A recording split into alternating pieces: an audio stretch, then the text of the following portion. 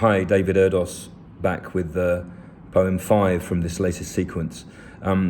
This piece is a sequel to the one posted yesterday and also touches on a personal loss, trying to show the disparity or the dichotomy between the way we live our lives and the way that life is led for us by whatever force. End of the line. The scum rises once more. Some may praise the fortitude in him, but he is just the cockroach surviving the nuclear blush of the news, the elastoplast placed across amputation in which the bleeding of morals suppurates the wrecked muse. If rage can weary, mine lags at yet more acceptance of the worst guest at the party who no one, of course, should let in. The one who eats all the food and tries to fuck your fat daughter, or convince your blonde bridesmaid through either mire or marriage that unerected election will always ensure his prick wins. But what bridles more is the lack of alternative to him. The besting beast of burnt options, his is the ash in our grate that no flicked fire can clear, or no new air remove for us. Instead, the Greek chorus, in foretelling our end, darkens fate. I could write a line now which would see me arrested. Perhaps there will be a file fashioned for me as I complete sour thought.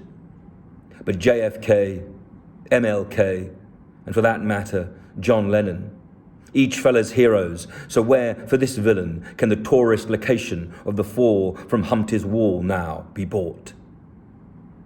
You should be able to see his from space, as you are the great one in China, with the stars as diviners to trace this chicken shit to the source. And yet he clucks on, despite the heads of truths he is chopping, as if he were shopping for some way even darker than that already themed through death's course. We stay the plucked while this rotten egg soils each surface, sliding through his deceptions as a surfer does with sea spray. The 11th hour passed fast, and now they once again praise the pumpkin, whose bland face fields fire as an unconvincing smile lights doom's way. It is the end of the line when we allow men like him the full sentence. So keep turning the pages as you seek an end scribed by sages.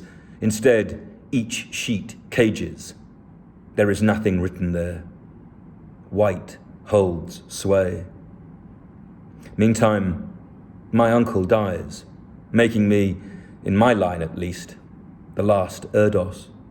Peter, my father's brother, dead nearly 30 years on from my dad. His last words to me after 9 decades saw him weaken was how he had lost interest in seemingly everything his life had. But he passed prized with the love of his partner Graham, who carries on now without him in that bungalow on the hill. The spirit strives high, just as the body lowers, and the lease life allowed him becomes eternity's codicil. Perhaps there is a form of freedom in that, even as my direct family loses future, and I, in my present, seek to connect to a life alone or at peace with whatever fate now presents me. Unaccompanied, I look for it, and yet isn't destiny itself our true wife? This is the notion which builds, different for all, shared but separate, in our control at first, then beyond it, but never truly ours to resolve. We seek those we need in order to move together, despite being tethered as we become puppets who prance at the end of strings sent to strangle. Peter's were not pulled by Boris, but mine will be now, as hopes sold. And so I live on, but not in the world that I wanted, not even on days singed by summer or by the freedom to write what I like. Unlike others, of course, in fascistic cities, which Peter and my dad knew in childhood, with a jackboot twinned with armed strike. What kind of life will be ours if I live to the age of my uncle?